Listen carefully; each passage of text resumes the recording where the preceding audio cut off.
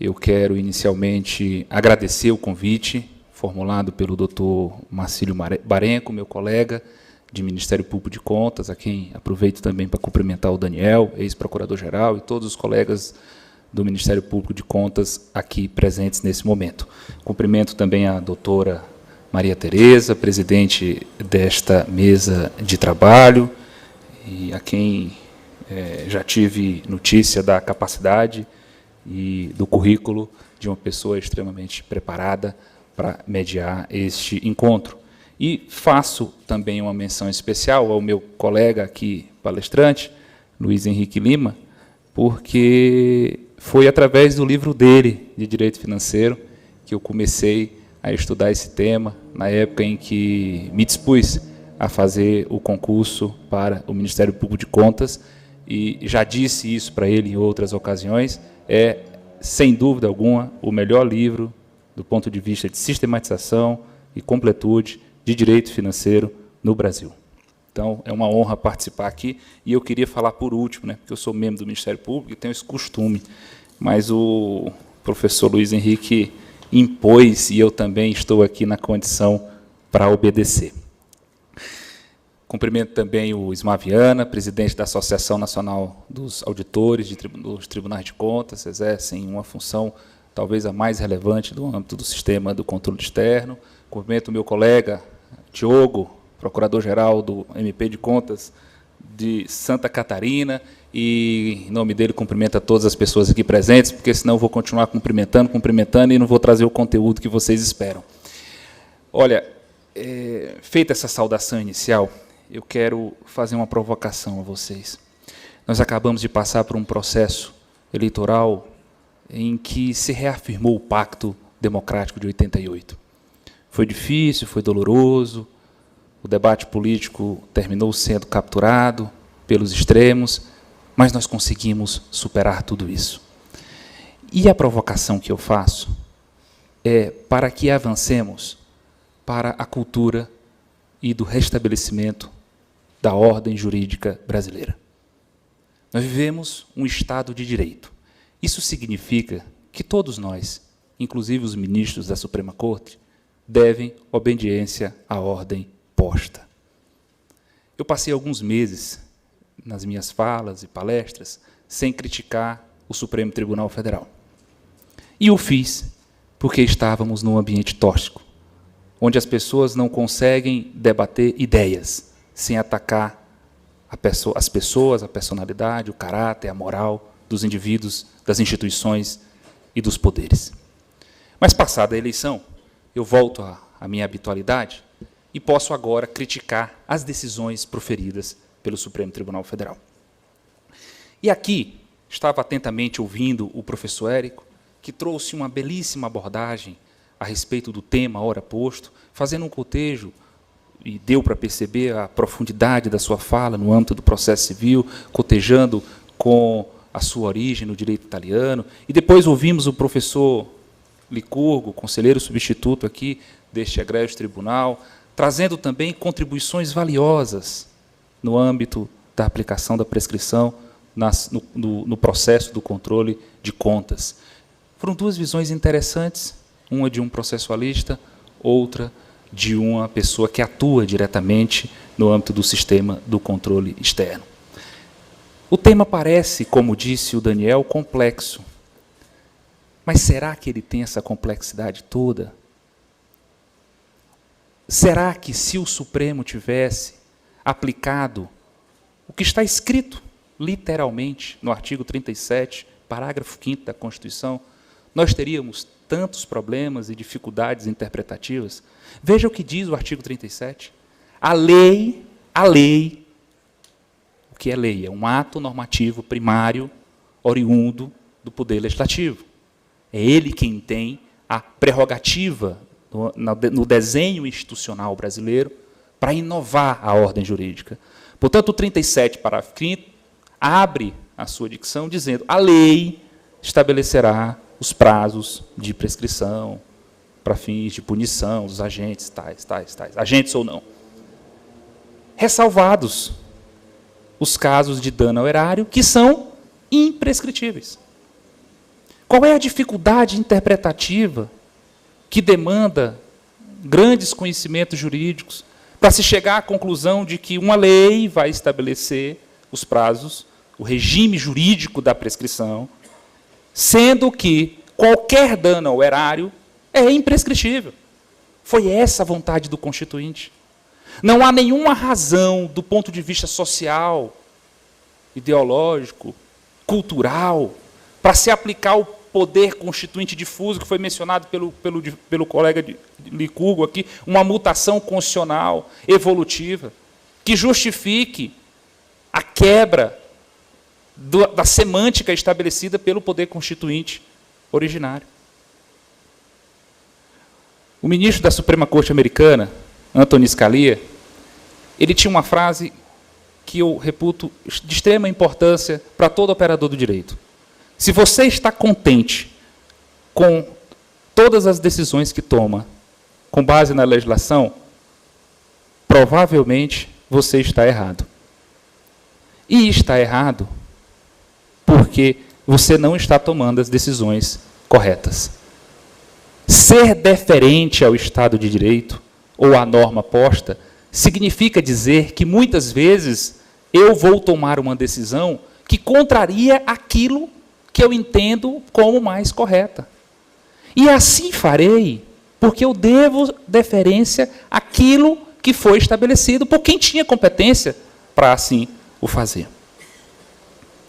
Quando eu estava vindo hoje para essa palestra, eu tive que imprimir, está aqui, a resolução 344 do Tribunal de Contas da União, que inova a ordem jurídica, estabelecendo um procedimento ou critérios de prescrição da pretensão punitiva e da pretensão ressarcitória.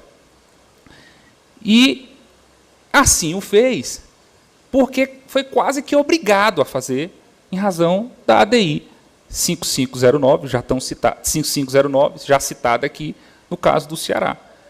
Se fizermos um cotejo entre a resolução 344 e a ADI 5509, percebe-se que a decisão do ministro Fachin, ela vai literalmente ao encontro daquilo que foi estabelecido na ADI 5509. Veja que tudo começou com decisões equivocadas do Supremo Tribunal Federal, e essas decisões vão resultando em outras decisões com violação ao princípio da legalidade. Um dos palestrantes no painel anterior citou uma decisão do ministro Ricardo Lewandowski, de 2008, num caso em que uma bolsista do CNPq não retornou ao Brasil, e o Tribunal de Contas identificou isso muito tempo depois e impôs um ressarcimento, assim como estava estabelecido na lei que autorizou o recebimento dessa bolsa.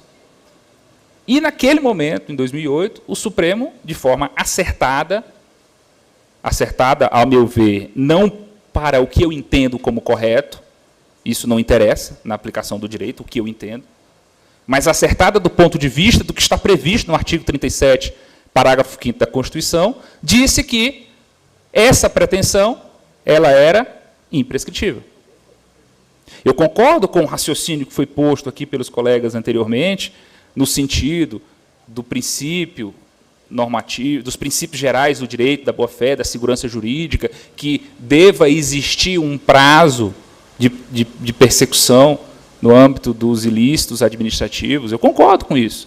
Mas isso precisa estar dentro do arcabouço normativo estabelecido na Constituição. E precisa vir por uma lei. Não pode ser o Supremo Tribunal Federal, em decisões judiciais, que vai estabelecer a necessidade de criar ou impor a criação de um prazo prescricional que não está previsto em lei. Veja, eu trago esse raciocínio porque, na minha esfera de atuação em São Paulo, nós não temos uma legislação estadual que faça essa disciplina. Aqui no Minas Gerais, até por tudo que já foi dito anteriormente, a situação me parece resolvida, porque existe uma lei estadual, se havia algum questionamento do ponto de vista da sua constitucionalidade, ele já foi superado com a decisão do Supremo Tribunal Federal, foi mencionada pelos palestrantes que me antecederam. Portanto, existe aqui, no Estado de Minas Gerais, um estado de conformação jurídico que se adequa ao que está estabelecido no artigo 37, parágrafo 5º da Constituição. Não é o caso de São Paulo. Lá em São Paulo, nós não temos essa norma estadual. Então, não há como se estabelecer esses prazos ou impor a São Paulo a resolução do TCU, porque você vai ferir o princípio federativo. Não há como impor em São Paulo também a Lei 9873, a meu ver. Me parece que é isso que o Supremo está querendo fazer. Ou me parece que foi isso que o Supremo fez. Mas, a meu ver, de forma equivocada. Então, outro detalhe importante que precisa ficar claro é a separação entre a prescrição da pretensão punitiva da prescrição da pretensão ressarcitória. Em São Paulo, eu conversava agora há pouco com o colega Marcílio, quando o Tribunal de Contas do Estado imputa uma multa ou declara um dano ao erário e impõe o seu ressarcimento, aquela decisão, como está escrito na Constituição, se transforma num título executivo extrajudicial. E esse título, professora Maria Tereza, ele é encaminhado para a Procuradoria da Fazenda Estadual e ela faz a inscrição disso em dívida ativa. Isso se o dano for estadual, óbvio. Ela faz a inscrição desse título do tribunal em dívida ativa e, por conseguinte, utiliza a lei de execução fiscal para fazer a cobrança desse débito. E, se assim o faz, a lei de execução fiscal já tem um iter procedimental, inclusive com a previsão de prazos prescricionais, para o exercício dessa pretensão ressarcitória. Então, esse ponto, em São Paulo, aparentemente bem resolvido. O que nos restaria resolver, no âmbito de uma lei estadual, seria a criação de ato normativo primário, disciplinando a prescrição da pretensão punitiva no âmbito do Tribunal de Contas do Estado de São Paulo. Mas veja como esse debate ele vem de forma equivocada, vem sendo tratado de forma equivocada ao longo do tempo pelo Supremo, porque quando ele começou com esse recurso extraordinário, que eu mencionei do CNPq, da bolsista do CNPq, cuja relatoria foi do ministro Ricardo Lewandowski, em 2008, ele vem e diz, olha, a pretensão ressarcitória ela é imprescritível, como está escrito na Constituição. Depois veio o precedente seguinte para dizer, não, só vai ser prescritível quando só não será prescritível quando a gente tem até dificuldade para usar, porque não para usar concatenar esse raciocínio com relação a essa evolução do que o Supremo fez, porque é realmente complicado. Então, primeiro o Supremo disse que era imprescritível, depois o Supremo disse que somente os atos ilícitos de natureza civil, como, por exemplo, o que o professor mencionou aqui, um acidente de trânsito, seria prescritível. E agora, por fim, o Supremo entendeu que somente os atos dolosos de improbidade administrativa é que seriam imprescritíveis. E aí eles fazem um raciocínio, vão além para dizer, nesses vários julgados que foram mencionados, se o Tribunal de Contas não atua na esfera da improbidade, portanto, não faz nenhum juízo de valor sobre ato doloso de improbidade, significa dizer que todo a processualística do Tribunal de Contas estaria submetida aos regramentos da prescrição. E chegamos, feita essa sequência daquilo em que o Supremo foi, ao longo do tempo, modulando o seu próprio entendimento contra a literalidade do artigo 37, parágrafo 5º, chegou-se nesse momento em que o próprio Supremo contraria ele mesmo, quando você faz o cotejo da decisão que foi feita no Ceará, na 5509, com a decisão que foi recentemente tomada aqui em embargo de declaração, mencionada pelo professor Érico, aqui no caso de Minas Gerais, e chega a conclusões distintas, em especial no que tange ao marco inicial da prescrição, que é significativo, professor Érico, como o senhor mencionou. A depender disso, nós teremos aí até um prazo imprescritivo. Eu, particularmente, sou contra, se legislador fosse para debater isso, seria contra a prescrição a partir do fato, como está estabelecida na 9873 e como está estabelecido na lei estadual aqui de Minas Gerais.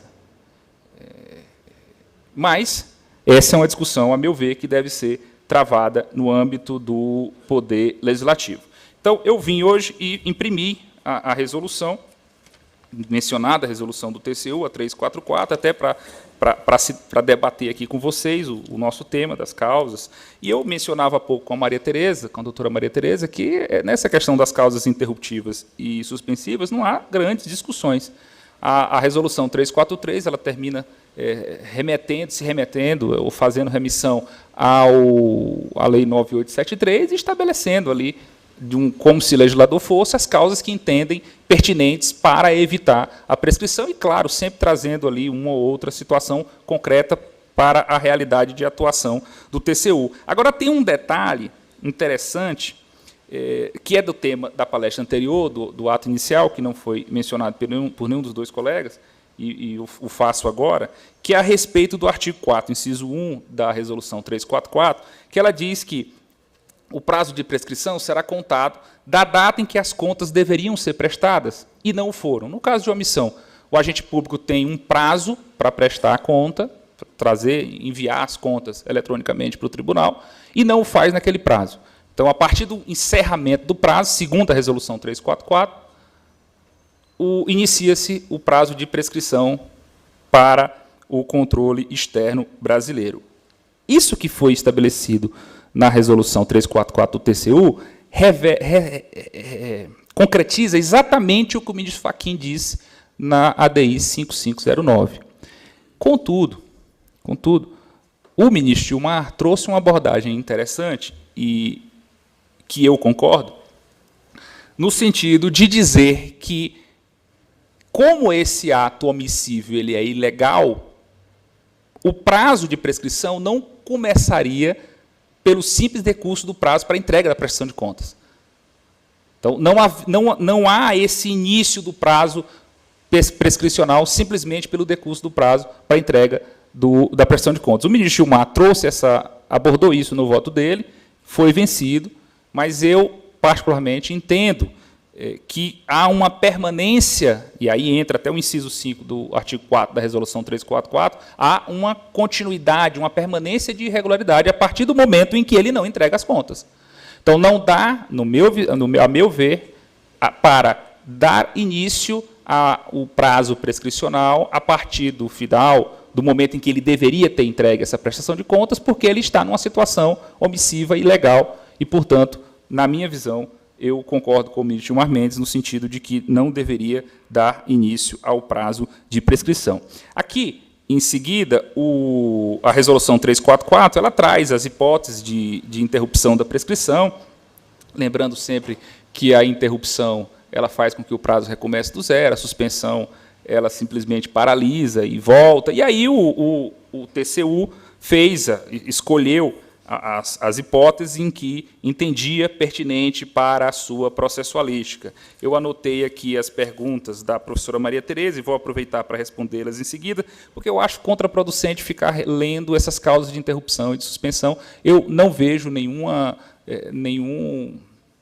polêmica interpretativa com relação a elas, sinceramente, porque elas estão adaptadas para o nosso dia a dia, do nosso trabalho do processo, que nós atuamos nas Cortes de Contas, mas a professora Maria Tereza trouxe alguns questionamentos interessantes que eu vou aproveitar para tentar resolver. Primeiro, ela falou, é possível que se interrompa o prazo antes do processo ingressar no Tribunal de Contas, né? Então, o artigo 5º dessa resolução, doutora Maria Tereza,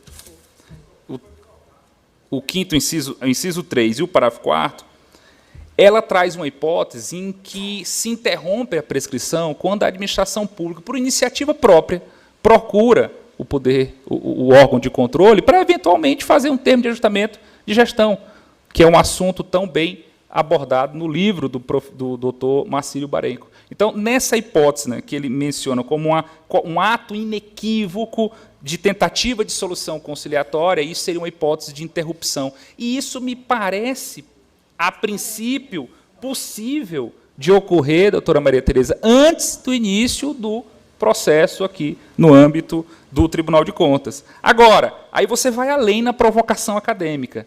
E, nessa hipótese, se há uma interrupção do prazo de prescrição antes do processo iniciar, A prescrição intercorrente, pelo que está disposto no artigo 8º da Resolução 344, não, porque ela diz que a prescrição intercorrente só ocorre se tiver um processo já instaurado. Então, é realmente uma provocação interessante a respeito desse tema, mas pela literalidade do que está escrito na norma, e eu sou deferente sempre, busco ser deferente sempre ao que está posto na norma. É evidente que a norma cabe e sempre terá interpretação, mas, a meu ver, nunca contra a sua literalidade ou contra a sua semântica. E a outra pergunta da professora Maria Tereza é a respeito se o legislador tem liberdade para definir o que interrompe ou suspende.